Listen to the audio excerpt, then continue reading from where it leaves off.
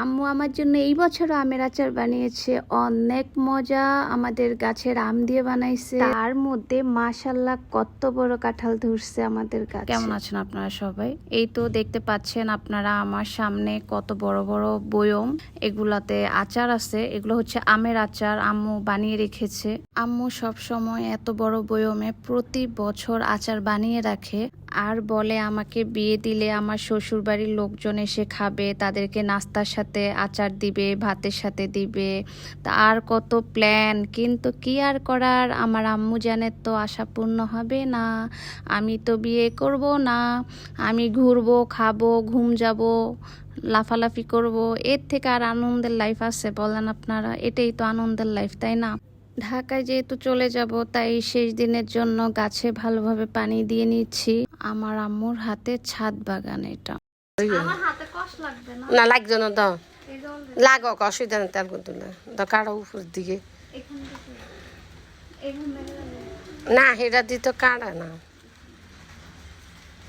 কোপ মারো, কোপ মারো, দাও কোপ মারো।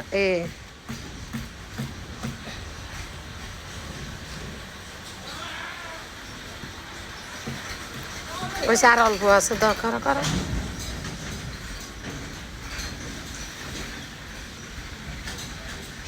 ধরিয়ে শক্ত করে।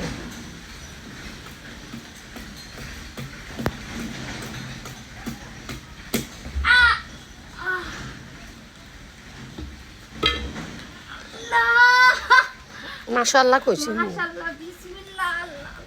কি কাটছো এটা? কাঁঠাল, আমাদের গাছের কাঁঠাল কেটেছি। সবাই দোয়া করিয়েন,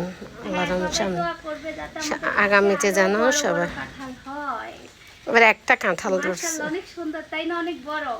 এর আগে বেটা আরেকটু বড় ছিল। হ্যাঁ, আরো বড় ছিল। হ্যাঁ, ওইটা আমি প্রথম দেখছি, এই নিয়ে সেকেন্ড টাইম আমি বড় কাঁঠাল পারছি এবং দেখছি আলহামদুলিল্লাহ। বুঝছে টাকা টাকা টাকা তুই টাকা টাকা টাকা টাকাস না কেন?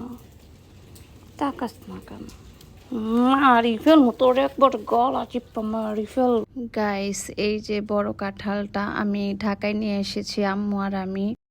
আমরা ঢাকায় আসার সময় এই ধরেন মাছ, মাংস অনেকগুলা নিয়ে আসি। আর যেহেতু ঈদ হয়েছিল, ঈদের মানে বেশ অর্ধেক মাংসই আমরা ঢাকায় নিয়ে আসছি। তারপরে এই আস্ত কাঁঠালটা দেন, আমি অনেক দিন থাকি। যেহেতু আমি একদিনের জন্য কোথাও গেলে আমি অনেক কাপড় নিয়ে যাই, সেই জায়গায় যেহেতু অনেক দিনের জন্য যাই, তাই আমার ব্যাগে অনেক কাপড় থাকে, অনেক ব্যাগ হয়। গ্রামের দেশি মুরগি, দেশি মাছ, এগুলো তো অনেক মজা হয়, তাই না? তাই আমি এত কিছু নিয়ে আসতে হয় গ্রামে থেকে।